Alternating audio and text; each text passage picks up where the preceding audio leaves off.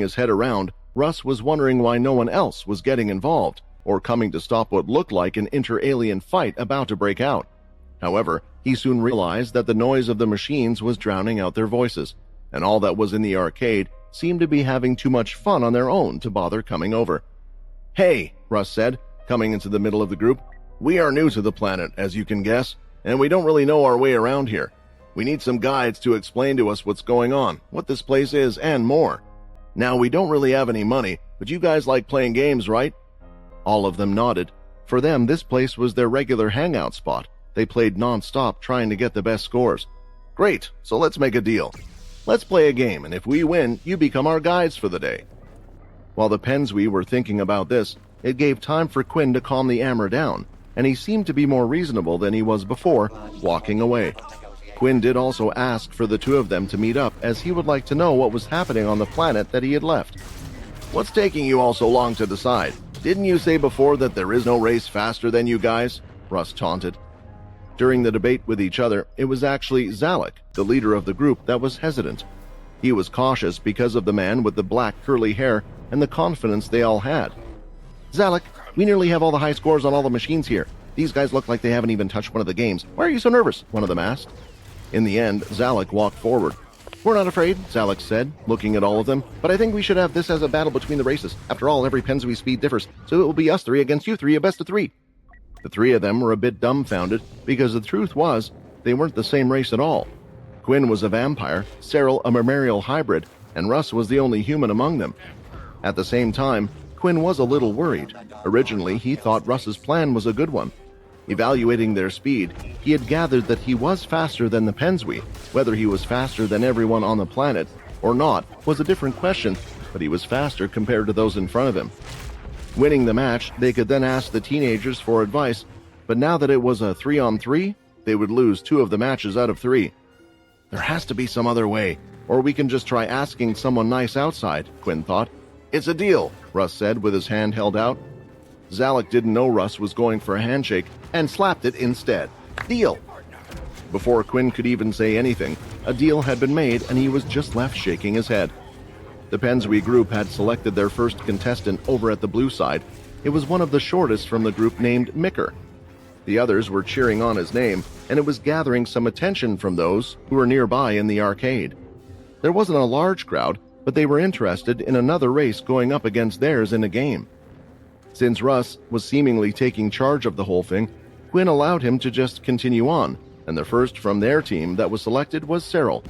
She approached the gaming machine and stood on the platform, and for a second she looked back at Quinn. "I will try my best for you," Cyril stated.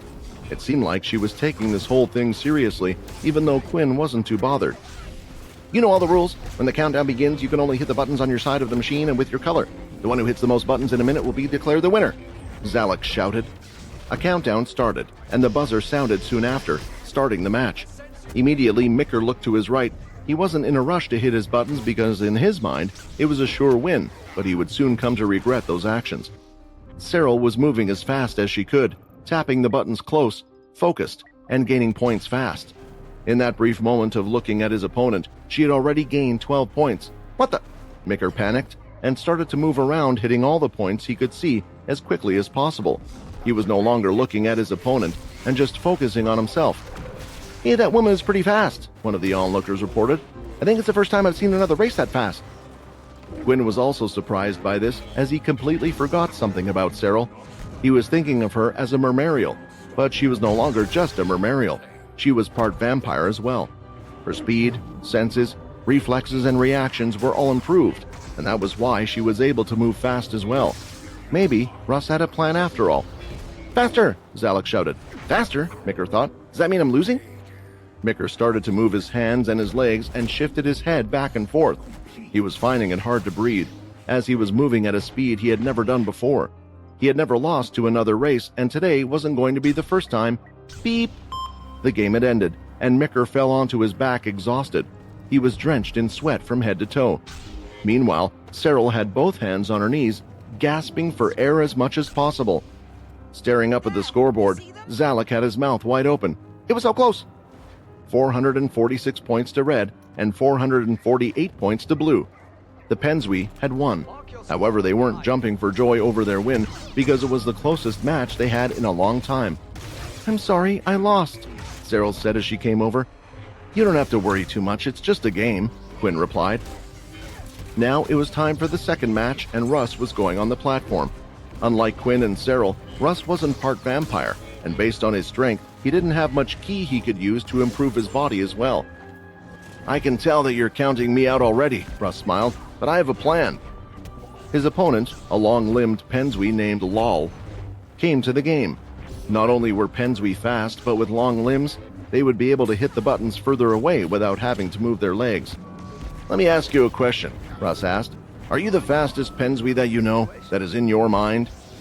Lol was confused by the question, but soon Russ's body started to change there and then.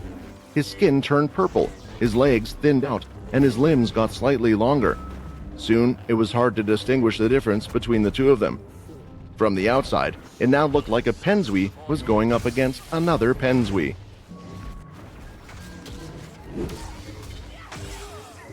Although Russ had somewhat explained his abilities, Quinn still didn't completely understand how it worked, and every time he saw it, he was quite amazed. The people around had seen a human figure change into one of their own race. Those that were just glancing as they moved around the arcade were now pointing and talking about what had just taken place. When looking at Russ and his opponent, although they looked the same, their body shape was slightly different. At first, Quinn wondered why, but he soon got the answers from listening in on those around him. "Hey, doesn't that strange alien Pensui have the perfect body shape?" "What, you mean the fake Pensui? Well, now that you say it, his body shape is almost exactly like Stark." "Just because he has the body shape of the fastest Pensui on the planet doesn't mean he is just as fast." The easiest thing for Russ to do was to use his power to imitate his opponent, but he had no experience with the Pensui body, and most likely if the two of them were to go face to face with the same type of body with the same level of ability, he would lose and at best draw. His power allowed him to do much more than that though, and he wanted to be sure that he could win. Although Russ had suffered quite a few losses here and there recently, he hated to lose. So while searching in the young Pensui's mind, he came across the strongest image in his head, and that was who he was right now. Seeing this, Quinn thought that his initial plan to help Russ, so he could grow stronger, was the right thing to do after all. The stronger abilities that Russ could copy, the more useful he would be in this fight against Jack and Jim, even though there was still a sliver of doubt about Russ's morals. "What is this?" Zalek called out, walking to the middle of where the two platforms were and pointing at Russ's body. "Are you trying to get away with cheating? This is nothing like what you looked like before. Your whole body is completely different," Zalek complained. "Cheating?" Russ said as he looked back. Although his body was that of a Pensui, his face was still recognizable as his own. It looked like he was unable to completely change into another person, even if using their powers. Otherwise, that would be quite frightening, Quinn thought, and would be a stronger power.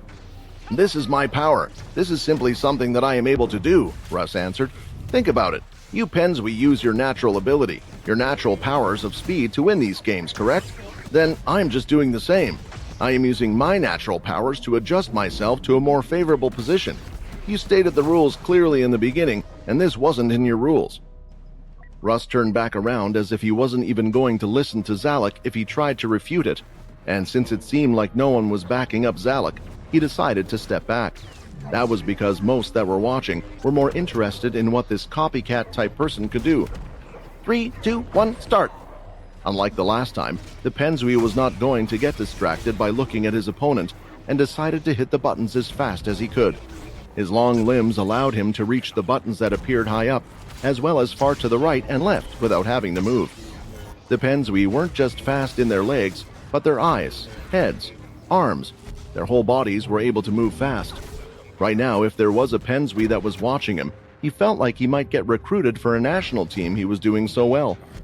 The problem was, although he was impressive, no one was looking at him, because by his side, there was someone far more impressive. Russ was off to a bit of a rough start, but due to seeing the match before him, he had paid close attention to how the Pensui worked, but imagining and doing were two different things. When the game started, he was around 20 points behind his opponent, but eventually everyone could see that number drawing closer and closer, and it wasn't because Russ's opponent was slowing down, it was because he was speeding up. "My word, it really is. It is like watching Stark," one of the onlookers commented. Buttons were appearing and being tapped. one after the other. The speed of the arms moving was nearly twice as fast, and the minute had eventually come to an end. 554 points, that's a new record, the young Pensby smiled. When turning his head to look at the scoreboard, the smile quickly disappeared. 823 points? I lost by so much. It was meant to be a proud moment for the Pensby, achieving a personal record, but in this situation where his friends were watching and losing by such a difference, he was unable to enjoy this moment as he went back. Are there any recruits watching? That guy could be on a professional team. Did you forget something? He's not a Pensby. The transformation was ending, and Russ was reverting back to his normal self. It was the first time for a lot of them there, witnessing a Pensby losing to another race, but they didn't feel too annoyed, because the opponent had done so after changing his body into something similar to theirs. Alrighty, Russ said, hitting Quinn on the shoulder. If you win, then we have our guides. I've done everything I can. It was a game that Quinn didn't really want to participate in any way, but since it had come to this, and the only thing he needed to do was win, he thought he might as well give it a try. Walking over, Quinn stood on the platform, and this time, the one that had been running his mouth, the leader of the group, Zalek, was his opponent. When he stood on the other platform, he looked at Quinn for a few moments. Aren't you going to change like the person before you did? Zalek asked. That's not something I really do, Quinn replied, not wanting to explain himself. It would be a long and hard thing to try to do in the first place. A lot of the onlookers were expecting another transformation, but when they realized that it wasn't going to take place, quite a few of them started to walk off in disappointment. Zalek has this one in the bag, right? One of his friends said. Of course he does. He's the best of all of us, and as long as that alien doesn't transform into one of us again, how can Zalek lose? Looking at the scoreboard, the new high score was Russ's score with 823 points, but before that, Zalek held the record with around 700. He was skilled at not just this game, but many, because he was a trainee for one of the top professional teams of the Pensby. Why am I so nervous? Even when I go up against professionals in the camp, I'm not this nervous. Is it just because he grabbed my hand before? That was just a coincidence. I just didn't notice him. Calm down. 3, 2, 1, start. The game had begun, and Quinn was relatively calm. He had played multiple different games that would be used for training, such as the block game, and he always was quite good at them. Judging by his speed as well as his general experience and skill, he felt he would be good at this one as well. Let's try to match his speed for now, Quinn thought. The numbers were going up, and looking like they were going up neck and neck. There was 1 or 2 points difference between the two. I saw the look on the Pensby's face before. These guys are just kids trying to have fun.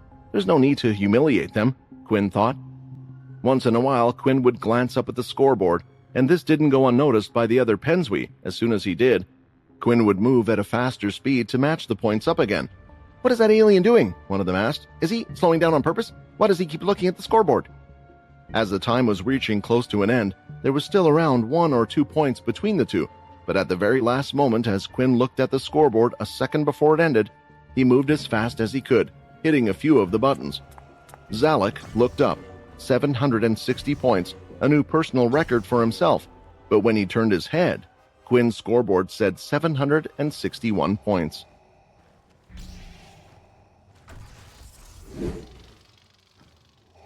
Zalek couldn't help himself as he continued to stare at the scoreboard. Like the others, he'd improved his score. The fact that he was in competition and there was a lot riding on this, he had pushed himself more than he usually would have done, and improved, getting the best score he had ever gotten. Yet despite all of that, he had still lost, and it was by a single point. How could I lose by just 1 point? Zalek thought, both of his hands covering his head. If I had just moved a bit faster, if I had changed the pattern of hitting the buttons a little, maybe I could have gotten there in that one area, instead of moving, if I didn't take a breath at that point. Zalek was now second-guessing all of the moves that he had made previously throughout the game. If this was a real contest or the championship, and he had lost that game by a single point, he would never be able to live it down. The fact that they had lost to these aliens was also grating on him. Of course, the blonde-haired man had scored much higher than any of them, but he seemed to have taken the form of one of their best players by the name of Stark. Losing to him, he could rationalize as losing to Stark, but the other man had also beaten him and it was so close. He still couldn't forget the moment that he had caught his hand. I have to get footage of the match and see where I went wrong. I need to analyze this game. While in the middle of his thoughts, a certain blonde-haired man approached him. Believe me when I say this, don't take it to heart too much. I don't think there is anyone that can beat him, Russ said, looking back at Quinn. Zalek lifted his head and pulled a frown. He was wondering what this person meant. For one, He himself had gotten a higher score, and there were plenty of professionals who wouldn't be able to get a higher score than that. He's just being big-headed because they won the game, Zalek thought. Don't worry, I will keep the end of our deal, Zalek replied. We just need to inform some people about a few things. So if you wait an hour or so in front of the shop, we will return. How can we be so sure that you will return? Russ asked. Then just get someone else to help you with whatever you need, but I will keep my promise. Some of my friends will stay here, so if you really want to find me, then just look for them. With that, Zalek returned to the others, and they soon started to walk off. Although Zalek seemed to be quite aggressive in his approach, Russ kinda liked that. Due to how hard-working he was sure he would also be the right person to guide them as well. There was one worry. A lot of the Pensby looked very alike, with a few different details here and there. The main way they could tell the others were different was due to their voice. That's great, Cyril said. Let's play some more games. I don't want to lose again if something so high stakes appears. No, Cyril. Seriously, you don't have to take losing that game to heart, Quinn said, and tried reaching out, but she had this strange fire in her eyes, showing her determination. Zalek and the others were leaving the arcade. This was because Zalek had training sessions every day. He was a trainee for one of the top professional teams for the game known as Killer Instinct, the game they had just played. Although professional teams also specialized in a handful of other games, since all of them revolved around the same theme, speed, reflexes, and quick thinking, one who was best at one of these games was usually king at them all. The group had finally left the shop, but not without the footage that Zalek was after. When he got somewhere he could watch the video, he needed to watch it immediately. Self-analysis was best when done almost straight after, as he could remember most of what he was thinking at the time. Hey Zalek, I wasn't sure whether to tell you this or not, but I noticed something strange during your match, Micker, the Pensby that fought against Cyril, stated. Zalek looked at him for him to go on. Well, you see, the thing is, during the match it looked like your opponent was constantly looking at the scoreboard. Zalek stopped in his tracks when he heard those words. Did you say constantly looking at the scoreboard? It wasn't a one-off thing? There was an intensity in Zalek's voice causing Micker to gulp before answering. Yes, I'm sure of it. He did it more than once, and each time he did, his score would catch up with yours. A strange tingling feeling was felt all over Zalek's body, and he remembered the words from the weird blonde human. Not saying another word, Zalek started to run faster ahead of the others. He needed to watch this footage as soon as possible. Eventually, Zalek parted ways with the rest of his group, and he arrived at a large building, where his professional team was placed. Heading inside, there were a number of Pensby that were the same age coming in and out. The receptionist noticed Zalek and led him right through, as he headed up to the floor where his team would be. The floor was filled with noise similar to the arcade. There was button bashing, the sound of machinery, as well as huffing and panting, and talking amongst others. There were multiple different rooms for different things, and Zalek quickly headed to one of the empty strategy meeting rooms. There was a screen, and throwing the small device in his hand, the video started to show on screen. It was footage from the arcade. Not even sitting down on the seat, he stared at every detail. He really did look at the screen each time, but when he realized he was behind, he suddenly sped up. But how is this possible? Was he not trying? No, that's impossible. How can he be that fast? Zalek thought. He must have a stamina issue of some sort, and while taking a break, he took a look at the scoreboard. Zalek watched the video a few times over and over, trying to come up with different reasons as to why his opponent was looking at the scoreboard constantly. Crap, I completely forgot. I need to tell the manager that I won't be able to make it into the training sessions today. Running out of the room, Zalek put the video on pause. This was the reason why he had come back. He needed to inform his team if he wasn't going to be there for training sessions. As he said before, he kept his promise. Is there a problem at home, Zalek? The manager asked. It's not that. Sir, there's just a bit of a situation. I promise that I will sort it out and we'll be back to normal from tomorrow, Zalek answered. He didn't want to go into too much detail, especially about revealing that he had lost to an alien. That might even affect his chances with the team. With permission granted, he left the room and headed back to the strategy room to look at the video a few more times. But upon opening the door, he noticed that there were others inside, and it wasn't just anybody as well. June, what are you... Zalek stopped there, as he could see not just June, but a couple of others were present in the room as well, all of them wearing a thick red shirt. It was a wait for training. These were the professionals of the Dark Reds that he was a part of. There were 3 of them, and out of curiosity, they started to play the video of the match in the game. Zalek wanted to stop them, but that would only look worse, and these were his seniors. He couldn't make them stop. Hey Zalek, who is this guy that you're going up against? June asked. It's just someone I lost to, that I met at the arcade, as you can see an alien, Zalek replied. But I'll beat him the next time. I only lost by 1 point. It was shameful for a trainee of a professional team to lose. and it was to an alien, which is why Zalek said these words. "Zalek, I don't think you will ever be able to beat him," June replied. "Can't you see? He didn't just beat you by 1 point. He chose to beat you by 1 point. This person completely humiliated you. Who are they?"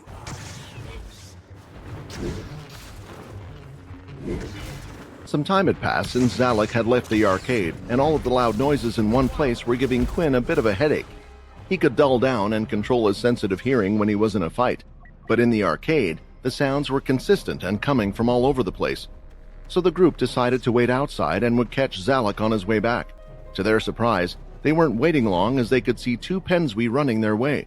There were actually a lot of Pensui running on the streets, as that was their preferred method of travel, but these 2 were quite a bit faster than the others. "I'm here, just like I promised I would be," Zalek said, stopping right in front of the 3, but he wasn't alone. A figure the same height as Zalek stood by his side. It was a Pensui, but this one was more muscular in the arms and legs. It was hard to tell if they were older or not, just from looking, as the Pensui didn't exactly have any wrinkles, although one could say the same about vampires and those that knew Ki. "It's nice to meet my fellow travelers," the man said with a little wave. "My name is June, and I'm a senior of Zalek. He told me how you guys would like a guide, and since I wasn't doing anything today, I decided to help you all out." When looking at the 3 aliens, June was spending more time staring at Quinn. Not too long ago, he had seen a video of this same person in front of him, and now it was the whole reason why he was here in the first place. "This person, let's see how far his ability can take him, and if I'm right, he could change the whole scope of the Pensui world," June thought, as he let his imagination run wild a little.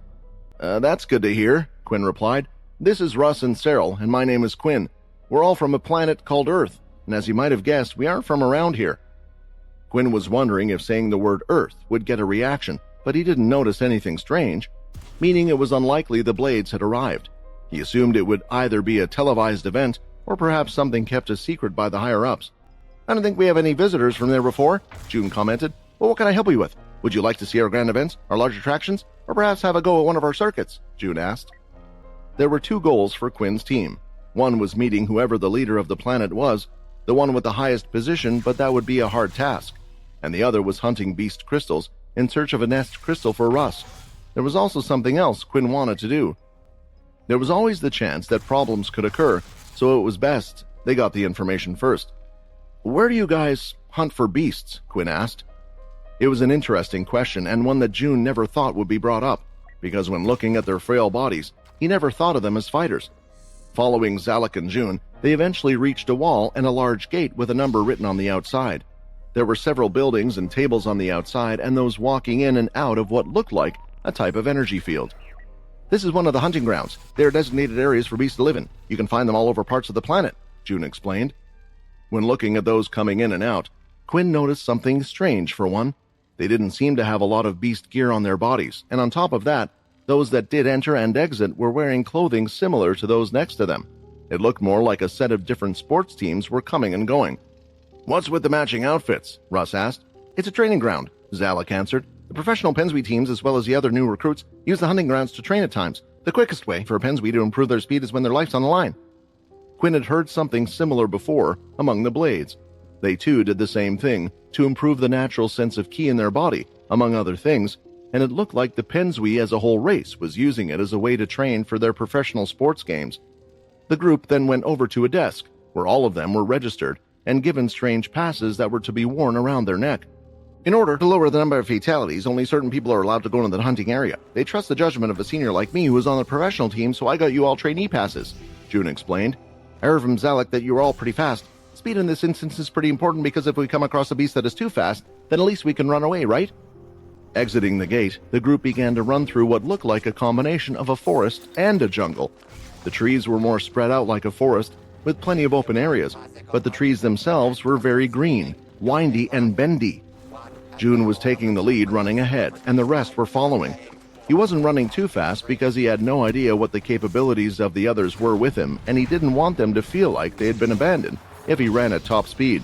Eventually, though, they had gone to an area void of others. The sun was shining from above, allowing a lot of light in, and there were beasts laying about, covered in black fur. They almost looked like black lions, only they were the same size as elephants, and all of them were laying down apart from each other. "All right, since I'm the guest and you guys don't know what the beasts are like on this planet, I will show you all how it's done first," June commented. He got closer and closer to the black lion, and eventually its eyes opened, revealing a sharp yellow iris. At the same time, it took a swipe at June, who had moved back out of the way. "That was a really fast attack," Cyril commented. "Yeah, perhaps the beasts on this planet have adapted to the Pensui living here. We should be careful with all of the beasts," Russ commented. "Have you guys hunted beasts before?" Zalek asked. Cyril had gone hunting many times on her planet with the royal family. Russ, when in charge of the Chained, constantly was hunting beasts to get better equipment, and as for Quinn, he lost track of how many beasts he had killed. "We hunt for beast crystals just like you," Quinn commented. Zalek believed that the group was just trying to show off. It wasn't that he didn't believe them, but compared to June, a professional, they were unlikely to be as seasoned as him. Right now, June was avoiding all the sharp attacks from the beast, and using his hands he pointed them. The Pensui's hands, when used with their great speed, became one of the sharpest weapons, and it was being proven now. After avoiding the attack, June made several cuts on the back leg. He had attacked around 3 times before the beast swung its body and large paw. "Our bodies aren't the strongest," Zalek said, "so it's important for Pensui to not get hit while trying to hit the others as best they can. It also helps us focus under pressure. It is the best training for a Pensui, but we don't usually start with something this fast." A final sped-up attack right on the head of the beast managed to finish it off. When the beast was damaged to the point where it was no longer a threat, June finally could do his finishing move. "As long as you can hit without getting hit, you will be one of the best hunters there is. This is why we professionals are the best." June smiled with a crystal in his hand. "Do you want to give it a try?" Quinn was the one who had decided to walk forward, rather than going through these demonstrations in order to get them to trust them to search for a nest crystal. Quinn needed to show his strength. He walked closer to a beast, the same type, and stopped as he kicked the ground. A piece of dirt came off and hit the black lion in the face, waking it up. It opened its eyes and as an instinct attacked the air, but Quinn was too far away.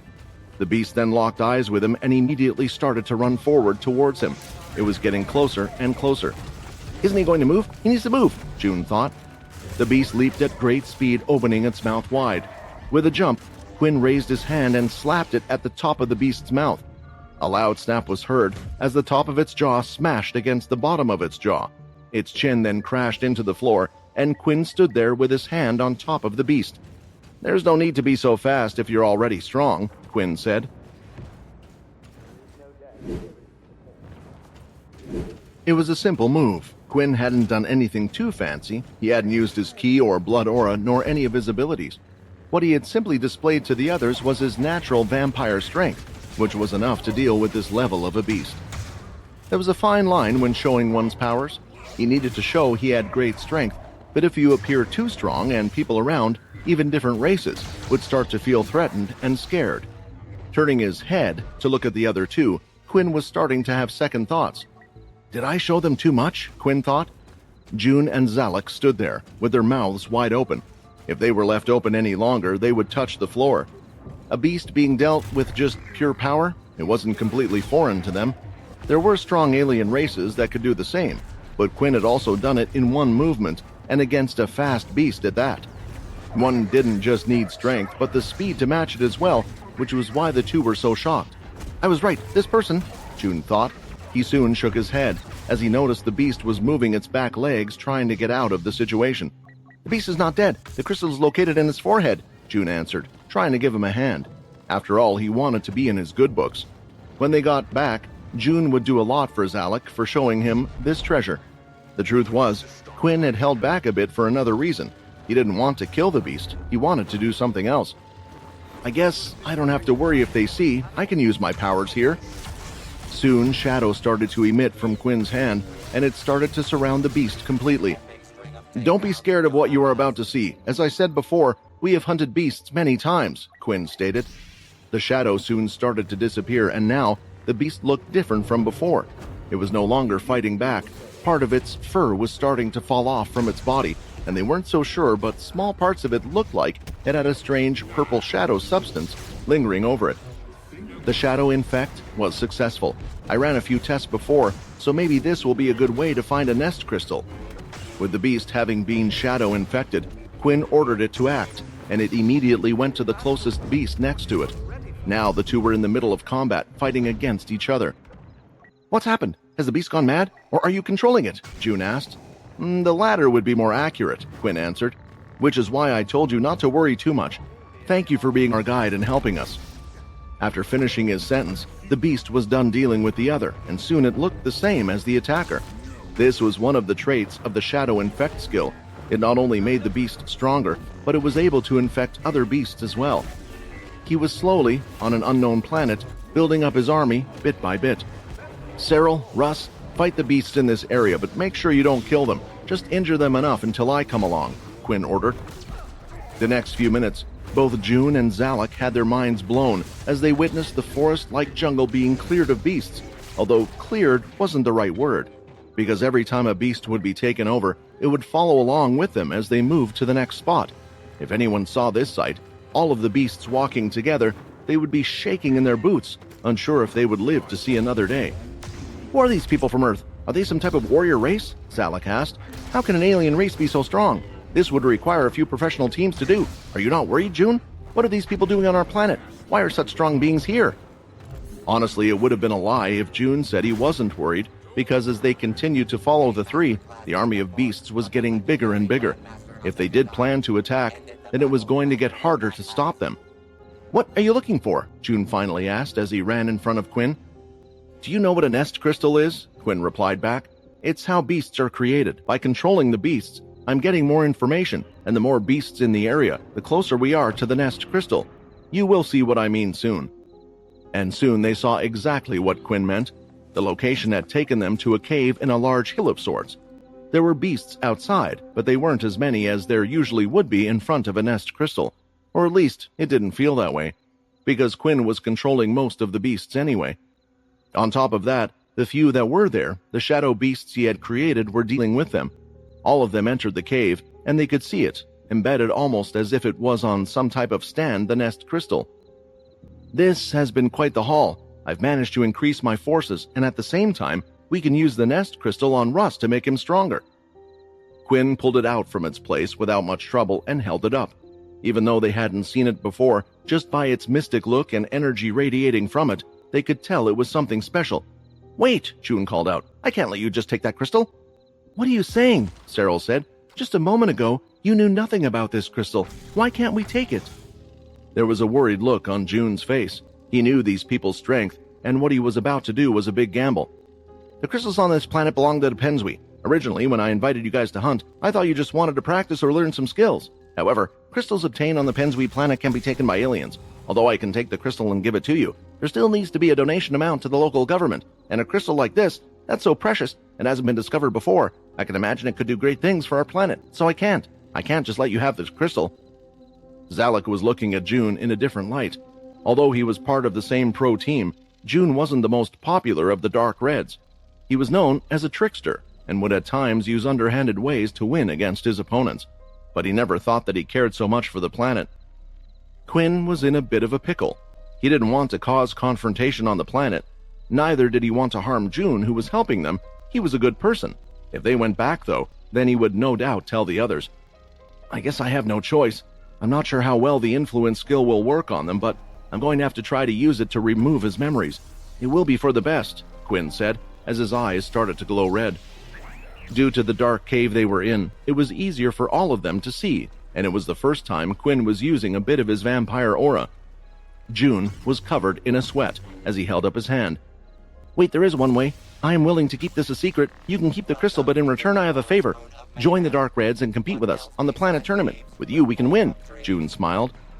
There was a little context as to what exactly this planet tournament was, but judging from the information they had gathered from Zalek and June, it seemed to be an important event for all of the Pensui. The question playing in Quinn's mind was whether or not he really wanted to get wrapped up in all of this business. At the end of the day, he remembered that Bliss and Sam were the ones that sent him here, and there had to be a reason for them doing that. You want us to join your professional team? Quinn asked. But we aren't Pensui. We're not like you. Is that even something that is possible? And what reason do you have for asking us to join you? Zalek also looked shocked. The respect that he had for his teammate June had completely gone out of the window, as it looked like he was up to the same tricks as he was before. It's simple, June replied. I've seen your speed and your strength. You are extremely talented, and your friends here are the same. With you, I believe it will be the first time that the Dark Raids could win. As for you not being Pensui, there are no rules that state that Pensui are the only ones that can enter the competition.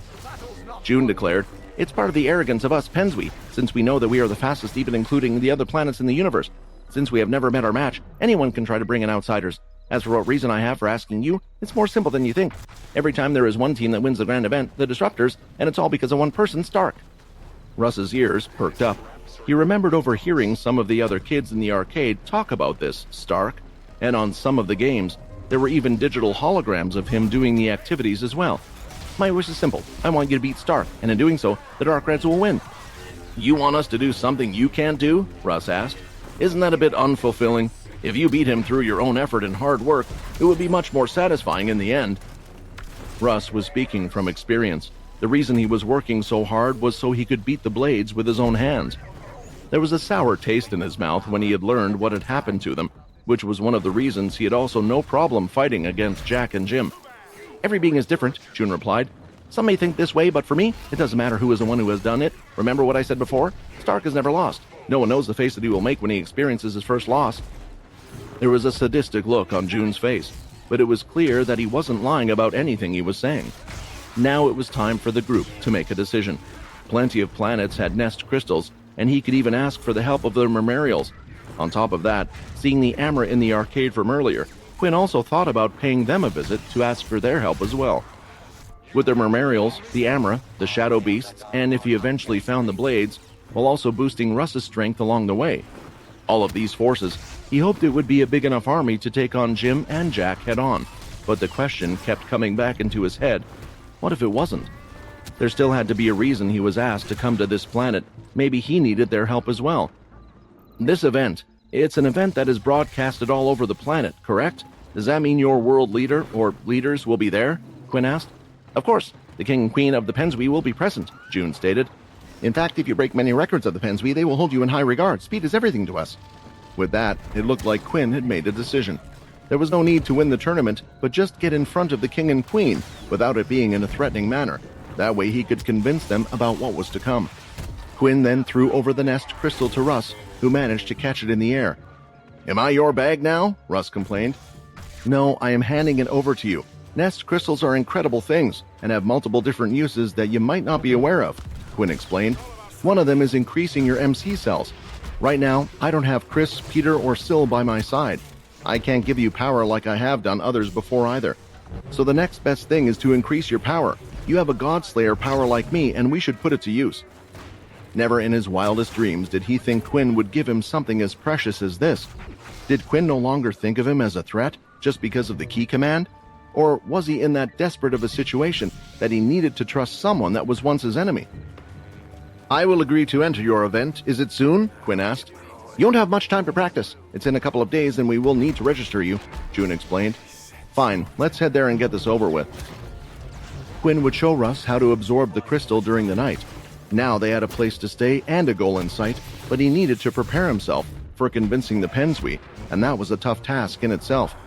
As the group exited from the cave, all of the beasts remained outside staring back at them. They were the infected beasts. What should we do about these? If the other Pensui see this, they might be alarmed, Zalek commented. Don't worry about that. Quinn swiped his hand, and shadow portals appeared behind them all. Soon the large bodies of the beasts had disappeared in front of their very eyes, all stored in the shadow space. Meanwhile, Zalek and June were just looking at each other. The things that they were seeing, it was something that they could only imagine gods doing, which made them a little scared to anger the people next to them. Back on the Mermarial planet, Layla was having a much easier time settling in than she had expected. There were 2 Mermarials practically assigned to them, to do whatever they wished or answer any question they had. Layla felt strange using them at first, but many times they just stood outside the house doing nothing, and they seemed far happier when asked to help with certain tasks. On top of that, when going out with Minnie and Galen, the local people greeted them nicely with open arms. She would even hear whispers about them. That is Quinn's family, right? Yes, I think they must have some business with the Queen. Many of their Mermarials had learned of what Quinn had done the last time he had visited. Under the old rule, they lived a life in fear, but now were living happily under Wince's rule. Because of this, they were thankful to the one known as Quinn. Once in a while, Minnie, Layla, and Galen would even be showered with gifts. I guess this is what our family should be treated like after everything Quinn has done, Layla thought. since it was such a large contrast from the vampire settlement where they were living and hiding. It's a shame that Quinn doesn't get to experience this much. I hope one day he can. In the palace, Wince was heading to a meeting in the council room. It was an important event because they had to talk about the stake and future of their memorials, especially after what Quinn had mentioned. The doors opened, and a room filled with around 30 people all stood up from their seats and bowed down. Well, just as Wince was about to begin her speech, the whole room felt like it was vibrating. Then a shot of bright white light came flashing down to the center of the room. Everyone moved out of the way as the light grew, and finally, as the light started to subside, they could see a legendary figure in place. Yongu! Wince frowned. Seeing Yongu didn't bring a smile to Wince's face for a number of reasons. There had always been tales of a god that looked over the planet, and it was only because of the royal family's treasure in the past that this god didn't get involved in so many affairs. In the end, the person in front of her decided to side with the predators that had gone against her family, and in the process, a lot was lost. The reason Yongu had supported the predators wasn't so clear, and in the end, she didn't care. Because of Quinn, the god that looked over the planet hadn't appeared and didn't get involved in the Mermarial's affairs anymore. That was, until now, at this point in time.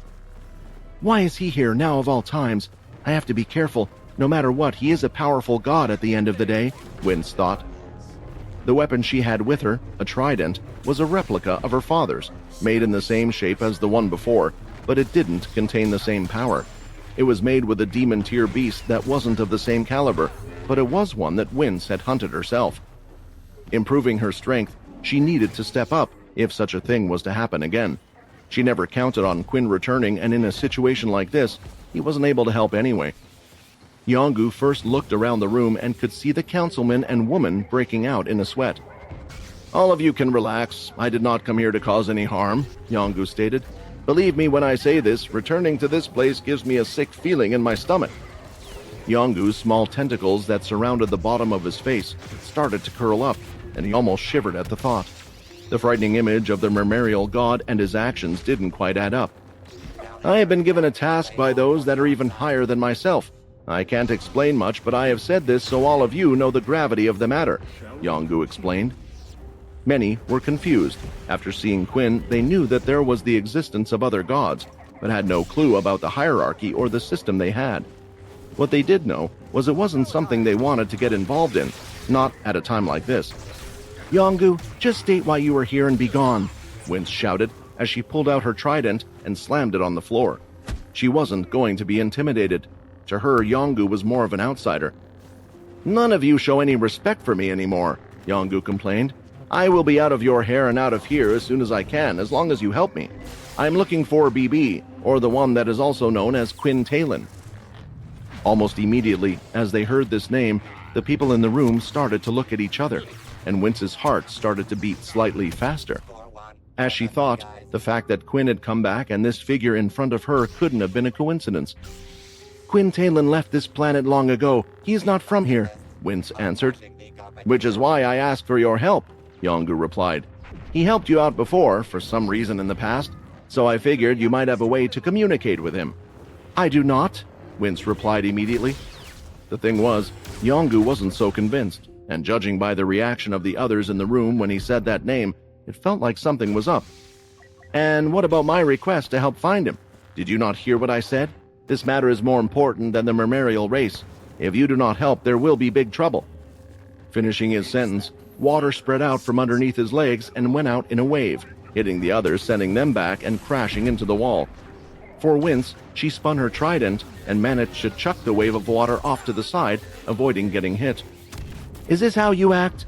If we don't comply with your request, you then force us. You, who have done nothing for us, why should we help you? Wince argued. You are correct, Yongu answered. But the thing is, if you are not willing to help, then I need to start thinking of some other ways to find Quinn Talon, and perhaps hurting someone who he cares about will be a way to bring him here. Wince was nervous. Yongu was emitting a lot of power with his eyes alone. His wings had sprouted from his back, dripping water from them. Just looking at him, it was hard to be in his presence. If you hurt me, then you will be going up against the whole Mermarial race, Wince shouted. She didn't want to give up Quinn. Whatever reason they were looking for him, it couldn't be a good one. And if Yongu was willing to go to these lengths, then if they found out his family was here, they would attack them as well. She needed to protect his family. It was the least she could do. "Quinn Talon was here, but he's not here anymore," one of the councilmen shouted. "Silence!" Winch shouted back at him. "My queen, we must be truthful to protect the people. Quinn is no longer here. He left to go somewhere else," the man continued to explain. "So you did lie to me," Yongu said, and instead of going after Wince, he decided to go straight for the councilman and lifted him by his neck, holding him in the air. He knew the queen wouldn't say anything, but it seemed like he found someone that would. "If you care for your life, you will tell me everything you know about him," Yongu ordered. "Quinn Talon was here. He came here with his family and friends, and they left. We don't know where, but he will return. That's all we know, I promise," the councilman said. Yongu let go of the man's throat, letting him drop to the ground. "His family is here. Interesting." "I will not let you go near his family," Winch shouted, as she went to thrust her trident and water started to swirl around it. Seeing this, Yongu's eyes started to glow as he was summoning his celestial power. As he did this, he threw out his hand, and a vortex of water came out, matching the attack from the trident. "Do you think of me as so easy to deal with? I am still a god," Yongu shouted. There was a clear winner in the two powers, as Wince was being pushed back. Instead of thrusting her trident forward, she started to spin it.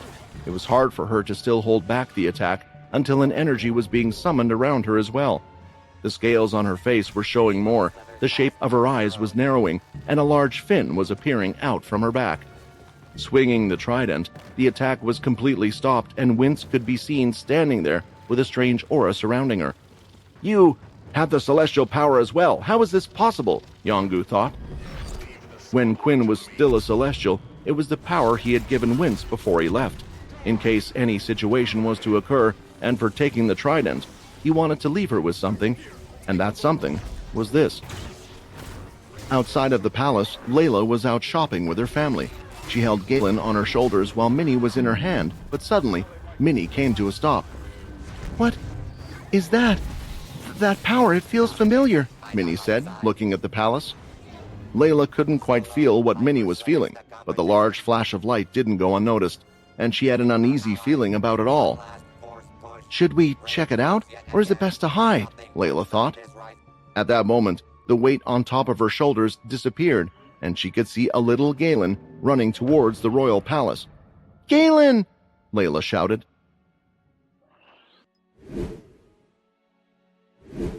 On top of her normal duties as well as running the planet, Wince trained every day, and it wasn't your average amount of training either for a mermarial.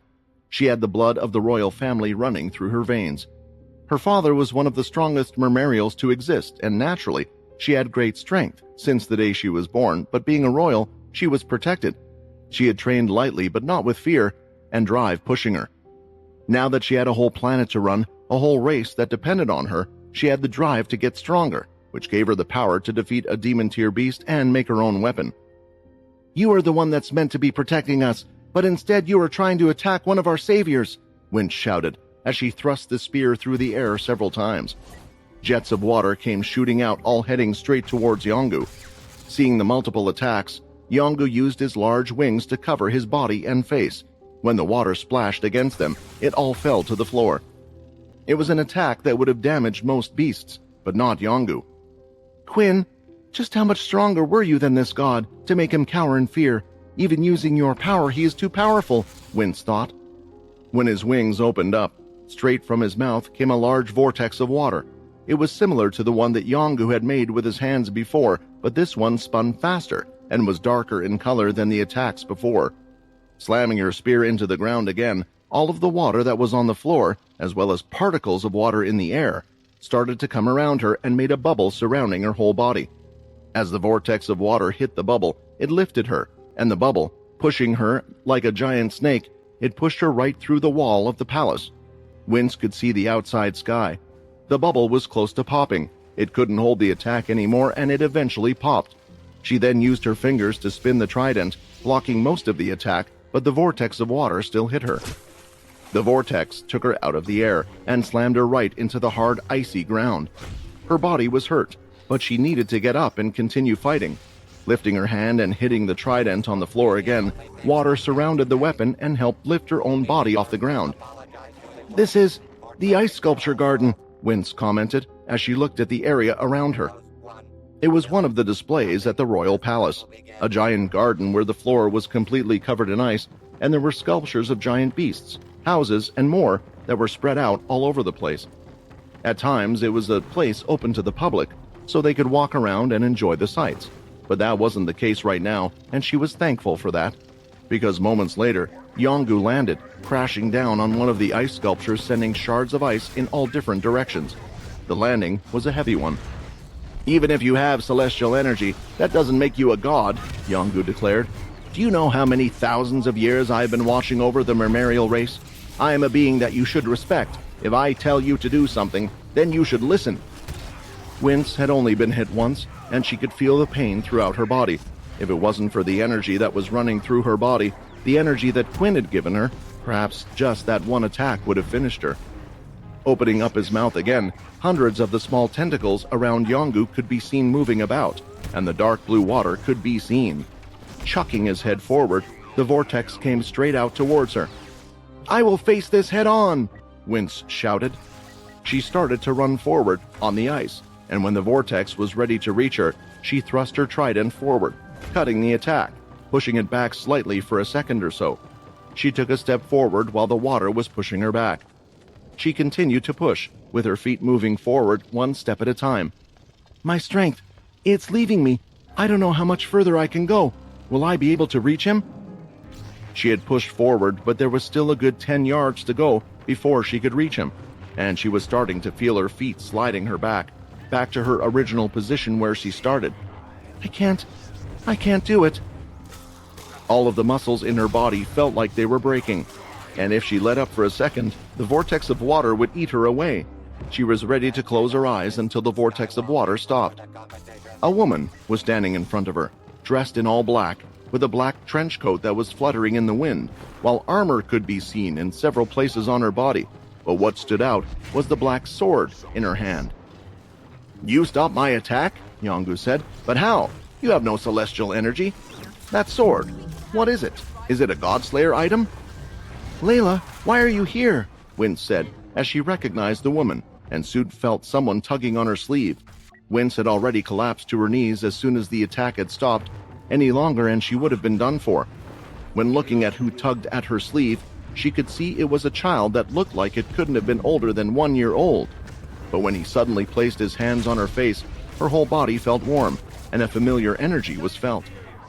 "You should thank him. It was because of him that we got here in time and could see the trouble you were in," Layla said. "Can you move?" Although Wince would have answered no before, after meeting the small boy, she did have enough energy to fight even. "I can move," Wince answered. "Good. Then take Galen somewhere safe and look after him. Let us deal with this for you," Layla said. Wince was annoyed at the fact that after all her hard work, she was unable to fight. The people she was trying to protect were now protecting her, but the least she could do was not get in the way. "Be careful, he's strong," Wince said. She picked up Galen and ran into one of the house-like ice sculptures up to the second platform and was watching from afar. "Does she think I'm going to follow her?" Yongu laughed. "I've already figured out who you are, and you interest me far more than them. You are not a Mermarial. Anyone could see that clear as day, so my guess is you're related to the person I'm looking for, Quinn Talon. You're his family, correct?" Layla had no idea why this giant sea monster was looking for them, but now she knew it had something to do with Quinn. It didn't look like a creation of Jim's or Jack's. Not like they knew it was somehow their fault. "Tell me, where is Quinn Talon?" Yongu demanded. From the corner of his eye, he saw something flicker. When he turned his head, he could only just see it and bent back his head. A red claw was seen traveling through the air, slicing off a few of the small tentacles around Yongu's mouth. "Is this a celestial?" Yongu thought, as he could feel the intense power coming off from it. The small person soon landed on the ice, skidding on the ground. "Someone as ugly as you shouldn't say my dad's name," Minnie growled in her fully transformed celestial form. Yongu could feel a slight tingle around his mouth, but soon the ends started to heal and they were no longer bleeding. What he was more concerned about was who had managed to attack him. Celestials were special beings for a number of reasons, one of them being their celestial energy. This made it more difficult for just standard attacks to hurt them. The celestial energy was a type of energy that was able to suppress most attacks. The celestial energy couldn't completely nullify an attack. It was more like one trying to get rid of a lake of water with a fire. With a big enough amount of fire, it could be possible, which was why attacks on a grand scale of power, or Godslayer power, were able to hurt Celestials, but what was really effective was celestial energy itself. Yongu was already surprised when he saw Wince use her celestial energy, which is why he had to take the fight far more seriously than he originally intended, but now there was another one by his side. "Dad?" Yongu repeated. "So you must be part of that annoying BB family as well. Did he really think you would be safe here? Just because I complied without fighting back, does he think I'm that scared of him? He should know that there are things far more dangerous and scary than him." For a second, as Yongu thought of those people, those dark, lifeless eyes staring at him, his body shivered, but he snapped back to reality.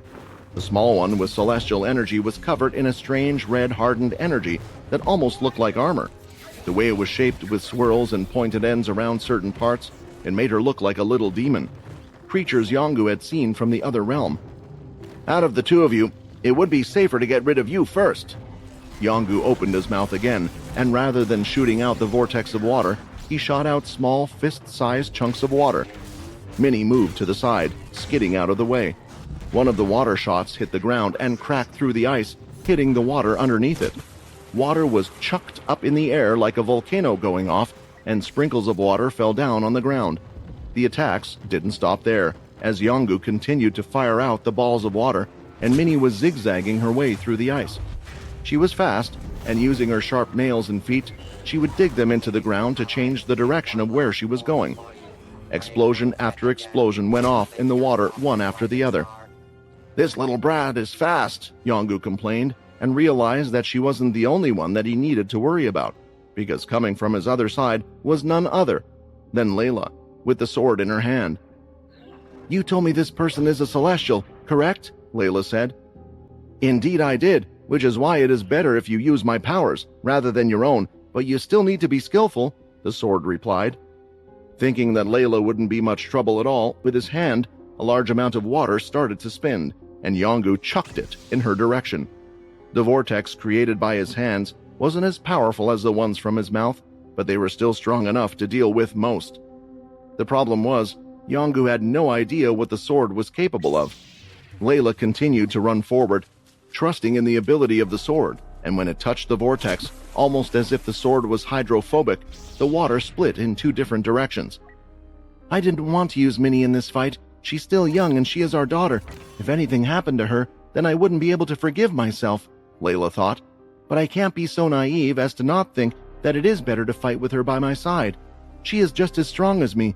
We will defeat this thing together without Quinn and send it back to wherever it came from."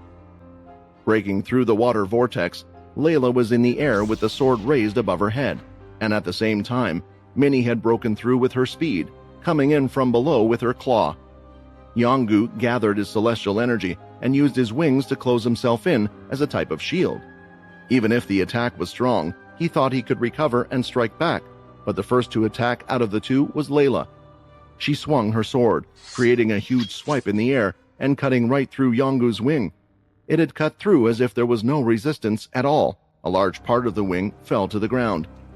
"Go, Minnie!" Layla shouted, as she stopped using the power of the sword for a moment and gave Minnie a big boost in power as she passed on some of her key energy with her telekinesis and also gave her a small boost with her ability as well. Minnie could feel the power as it surged through her and made a large fist, throwing it with all her strength and slamming it right into the chest of Yongu.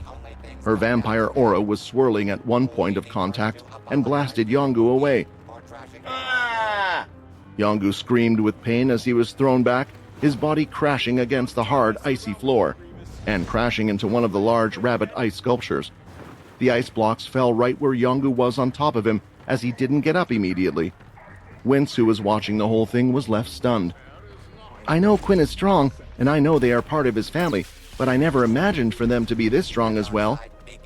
For a second, Wince lifted up the small Galen in front of her. "Maybe you one day will grow up to be just as strong as the rest of your family." A part of Wince felt ashamed. She had tried so hard against Yongu, but these two had done just fine. For her, there was no excuse as to why she couldn't do the same. Yongu started to slowly emerge from the ice as he pulled himself out and now stood on top of the fallen sculpture. He was holding on to his chest, where there was a large red mark. The outside of his skin, which was usually a murky gray color, looked red and raw. His wings on his back were retreating back into his back, including the broken part of it. "This is not what I signed up for. I didn't expect to take this much punishment," Yongu said. "Are all those from the BB family mad? I didn't even want to fight. I just wanted to know where Quinn was." Both Minnie and Layla could hear what Yongu was saying, but it was simple. If they wanted to know something about Quinn and were willing to force them to get to him, then they couldn't be for good reasons. "Screw this," Yongu said, and a white light started to gather all around his body. The next second, he disappeared. "Is that it?" Minnie asked, still transformed and not letting her guard down. "I'm not too sure," Layla replied, also confused. She couldn't sense the other's presence anymore. He had just gone and disappeared. Wince thought the same, and after a few moments, she descended from where she was with Galen, coming over to the others. "Thank you. Thank you so much for helping me. I tried to protect you, but it looks like in the end, you were the one that protected me," Wince replied, bowing down. "Please, you don't have to do that," Layla replied back. "You are the queen of this planet, and you are looking after us. In the first place, they were after us, not you." All of them on the ice looked to where Yongu was last seen, thinking that something would happen. Yet there was nothing. They turned their heads, and Galen soon started to point behind them. "What's Galen pointing at?" Minnie asked. They all turned their heads. It was the same location as before, but now Yongu had returned, and he wasn't alone. He was still hurt, and next to him there was another figure, a figure that looked far from human. "I have been updated on all the details, so greetings, Talon family," the figure said, calmly stepping off the broken ice sculpture and onto the ground. "I suppose I should be polite and introduce myself. My name is Mundus the Messenger."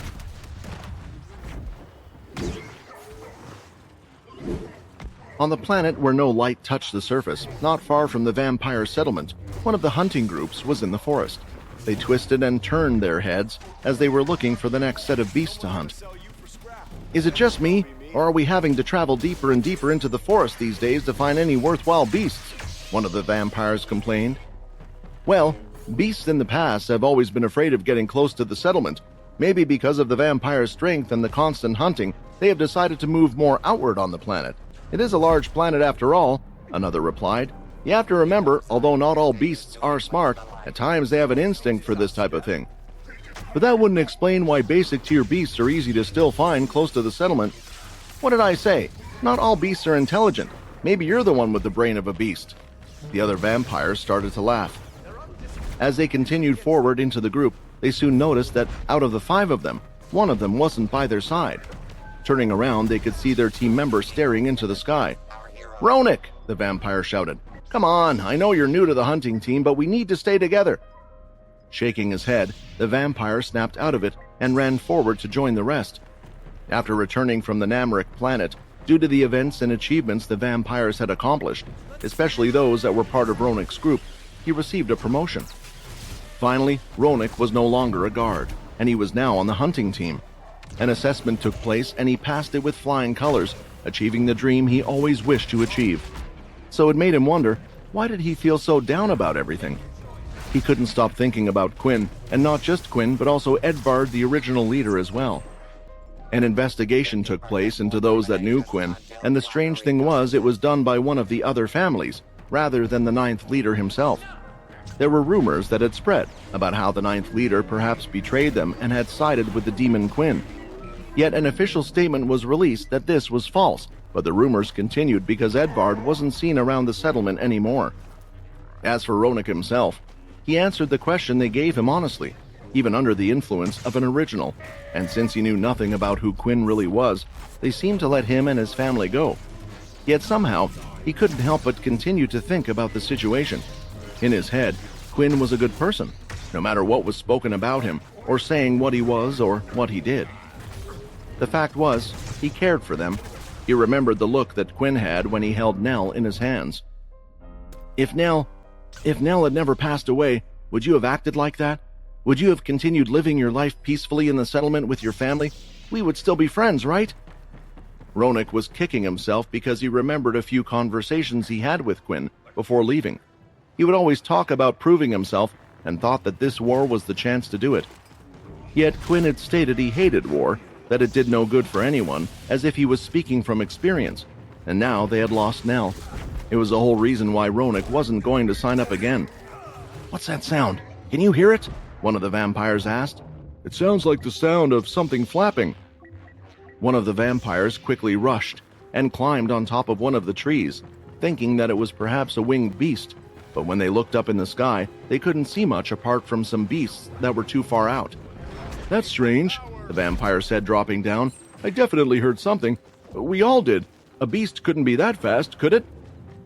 There was also something else the vampire noticed when he was up the tree looking out. "You know what else is strange? I could still see the settlement," the vampire claimed.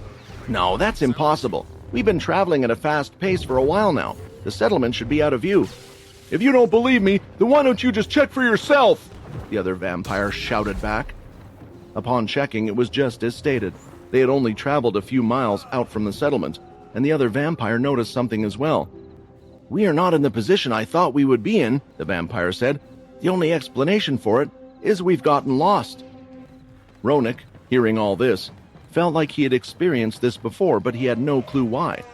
There was an odd feeling in the back of his head, but he waved it away. He had to focus on his new job. Either way, the vampires decided to keep on track and continue going through the forest. As they did, they continued to chatter more and more. "Hey Ronak, you were in the last battle, right?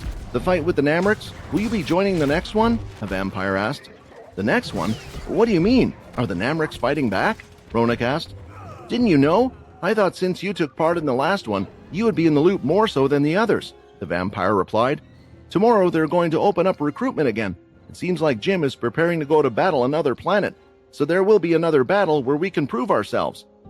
Grinding his teeth and tensing up his body, the image of Nell appeared in his mind again. "But why? Why do we have to fight again?" Rona complained. "The Namriks, they kept some of the vampires hostage and were attacking the cruise ships, so why are we going to fight again?" He knew that there was no way he would be signing up again. The only reason he had survived the first war was because of Quinn, and now that he was being shown as the enemy, he could not bring himself to even think of the wastefulness of it all.